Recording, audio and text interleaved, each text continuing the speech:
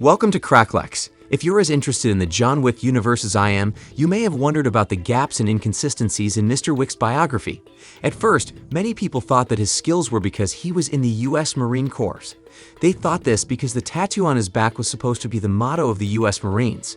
But then a group of mercenaries, or rather a school of them, called the Russian Roma or Russian Gypsies, depending on what you call them, came into being. And some very reliable sources think that John Wick's death machine was made both in the military and by the Russian Gypsies, which makes sense because it's hard to believe that John Wick's skills are all due to the Russian Gypsy clan, especially since they took him in when he was an orphan and probably saved him from dying. It didn't get any easier when an official comic book series that takes place before the movies came out. In the adult Mr. Wick, there are no tattoos at all, and for some reason, young John doesn't know the rules and structure of this secret society when he joins the world of assassins. This is strange, since the Russian Gypsy School serves the high table and trains assassins for work in the secret society. First of all, John's tattoo has nothing to do with his time in the Marine Corps. The Latin phrase on his back, which translates to "fortune favors the bold" or "fortune favors the brave," is the motto of the United States Marine Corps. The tattoo of the young ballerina from the Russian Romani school, which translates to "if you want peace, prepare for war," is also used as a motto by several armies around the world, including the Royal Navy of Great Britain, the French Military Academy, and the Norwegian Military Academy. We wouldn't assume that the young dancer served in the Royal Navy of Great Britain. Latin phrases from times before ours are often used in the military. The placement and idea of John's tattoos are the same as those of the students from the Russian Romani school. Of course, that doesn't mean that John Wick couldn't have been in the military in the past.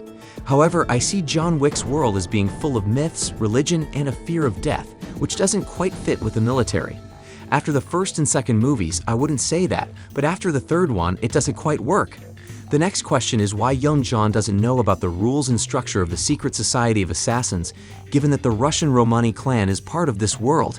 And here's another thing I noticed. In the conversation between John and the adjudicator, the head of the Russian Romani clan, or as they call her, the director, says that the Romani owe money to the high table and that they have reached an agreement. But all criminal clans work with the help of the high table. It's obvious, so why say it so often? Then, the alliance between the high table and the Romani isn't very old, and it's clear that Mr. Wick's efforts led to it. John Wick knows people who are close to the high table. Gianno de Antonio, who briefly sat at the head table, has known John for a long time and calls him his friend. John never held a position in the criminal community, but during his service, he asked the close circle to consider the Russian Romani clan's candidacy. The Russian Romani clan owes him this favor. This explains why young John didn't know the rules of the secret society. He and the Russian Romani clan weren't part of it at the time. The fact that the Russian Romani clan is very different from other criminal groups shows that they only recently joined. Other clans, no matter where they are from, have standardized their social contracts, but the Russian Romani clan still uses hot iron branding. One important thing to note is that, according to the comics, young John may not have known how the secret society worked, but he knew it existed because the director wanted to join it. In John Wick's world, of course, nothing is free. The idea of a social contract, which is often shown in movies, means service for service. Since the Russian Romani clan had won the favor of the high table, they had to give him something they were good at in return. Maybe they have special skills that help them sneak people to other parts of the world. Even though everyone was looking for Jonathan and there were eyes and ears everywhere, it was the Russian Romani clan that secretly got him from New York to Casablanca. Share in the comments who or what you'd like to see the next video on our channel about. We always welcome your ideas and opinions, and maybe your suggestion will be the basis for our next video. Also, don't forget to like this video and subscribe to our channel so you don't miss any more exciting videos. Thanks for your attention, and we're on. Enjoy watching. The high table didn't seem to mind having access to so many services. Do you remember Halle Berry's character Sophia from the third part? John helped her once by sneaking her daughter to a place only he knew about, saving her life. Without the help of the Russian Romani clan, this would have been impossible. John's ability to speak many languages shows that he has traveled a lot with the Romani clan, and these trips make sense when you think about what the Romani clan does. Every criminal group has some kind of illegal business that brings in money.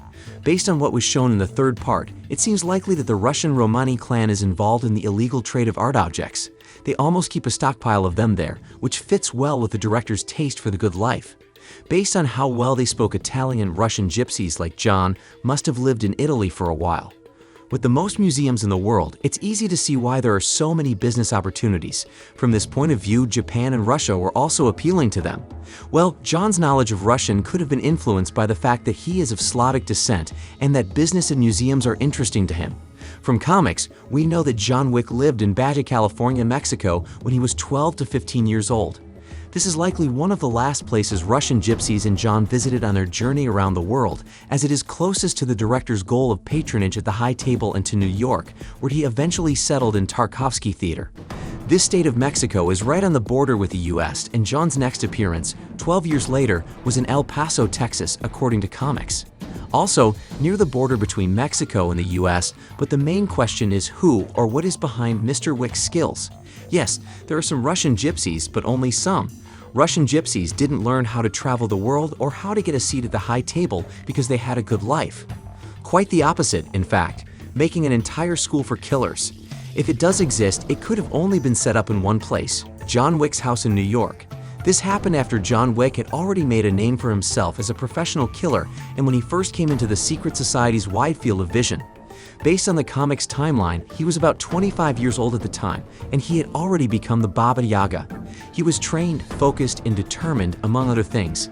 If Russian gypsy schools had turned out assassins even half as good as Mr. Wick, their status with the high table would have been very different, or they would have taken over the world, which is definitely to the credit of the gypsies since John uses their fighting skills so well. The plan of the people who made the movie is that there must be someone else behind a man like John Wick. The criminal world of John Wick is like the afterlife because it is like the underworld, where normal people don't belong and each underworld has its own devil. And if the devil wanted to make himself a soldier, he'd make John Wick. We all know what a soldier does, but who is the devil in this underground? It's clear that it's someone who breaks the rules of this world so often that it looks like he makes them. Of course, I mean Winston, the manager of the New York branch of the Continental. He started a calculated game against the high table by showing his teeth and using his main weapon, John Wick. Most importantly, he showed everyone else that it is possible to fight against the high table. Don't be fooled by Winston's supposed fatherly feelings toward John, his morality, and his concern for John's salvation even though he broke the rules. Jonathan Wick has always been a weapon and a major force that changes the balance of power in the criminal world for the most powerful people there. Hundreds of dead bodies were used to strengthen the positions of the Russian mafia, and then its leader was killed. The same thing happened with the Italian mafia, and then the high table was fought against. Winston knows that if he puts all of the high-ranking leaders against John Wick, as he has done, their chances of winning are about the same. No matter what Winston's final goals are, it's likely that he's not playing this game by himself. He had to have someone like John in his life. Winston has been a waiter for 40 years, and he says that his connections go far beyond the city of New York. So he might have heard about a young man whose speed and stamina impressed Mexican gangsters. For example, he might have heard about it from his longtime friend Karen, who used to work at the branch of Continental near the Mexican border in El Paso. Charon was one of the people who knew John before he joined the Secret Society of Assassins. It turned out that Charon had tried to get John to join the group before. Was it just a chance? From a young age, John wanted to get back at the Mexican gang that killed its leaders. Eventually, this would lead to a change in who was in charge in the criminal world. If this was in line with Winston and Sharon's goals at the time, all they had to do was act like Sarah Connor and put young John in touch with the right people who could teach him skills. One of these people is definitely Marcus. He is much older than John. In fact, Baba Yaga calls him the last of the old guard. He may be the only one who really cares about John like a father or a brother.